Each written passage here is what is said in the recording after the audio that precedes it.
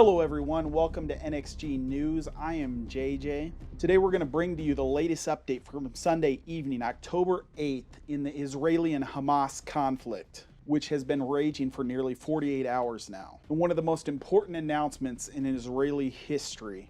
They have just announced the intention to knock from power the group Hamas that governs the Gaza Strip. This is sure to mean that they will be invading Gaza and using all military might against the group.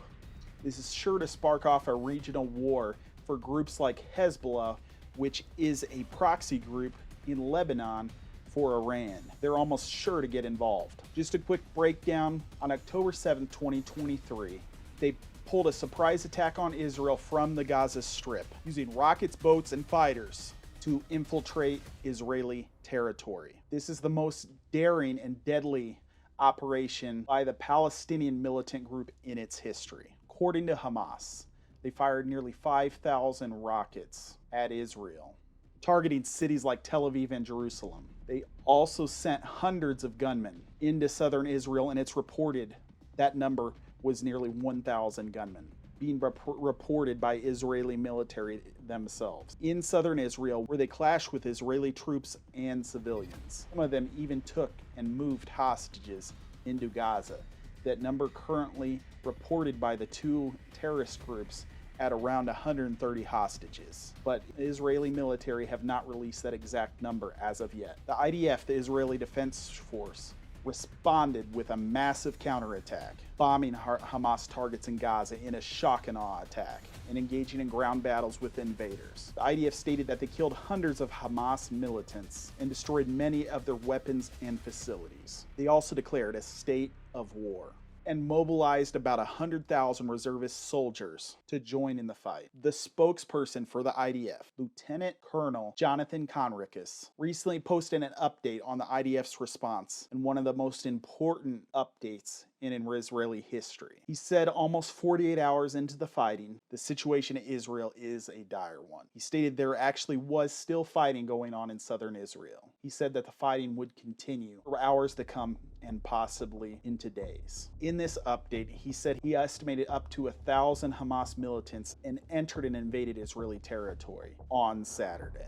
He said 700 Israelis had been killed, and this included civilians and military personnel, and left nearly 2,100 wounded. And he stated that many of them were severely wounded and were not expected to possibly survive. He said there was a high number of critically wounded. More deaths are expected, he said. He said this is by far the worst day. He had compared the attack to 9/11 in America, combined with Pearl Harbor, two of the most influential days in American history. He did not specify the figure, but he said a significant number of hostages, both military and civilian, had been taken by Hamas and moved into Gaza. The colonel laid out the two objectives that are sure to go down in history as a turning point for Israel. He said at the end of the war, he said that Hamas will no longer have military capability to threaten Israeli civilians. He stated Hamas will not be able to govern the Gaza Strip, that Hamas is going to get eliminated from governance and military power.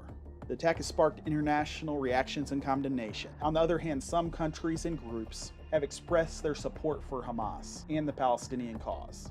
Iran, Turkey, Qatar, Hezbollah, and Islamic Jihad have praised Hamas and their terroristic ways for its operations and urged more resistance and terrorism on civilian populations. They accused Israel of committing war crimes in some of the most hypocritical statements in history. And they accused Israel of violating international laws as they went about murdering women and children. There have been protests calling for an end to the Israeli occupation and aggression, but it sure seems that they're going to get exactly the opposite of what they're calling for. There is a price to terrorism, and Hamas is about to find out what Israel is really capable of. Please provide your commentaries wherever you stand on the issue. Hit like, hit subscribe for updates that are going to be coming out about this issue and many other breaking news stories, and I'll see you guys in the next one.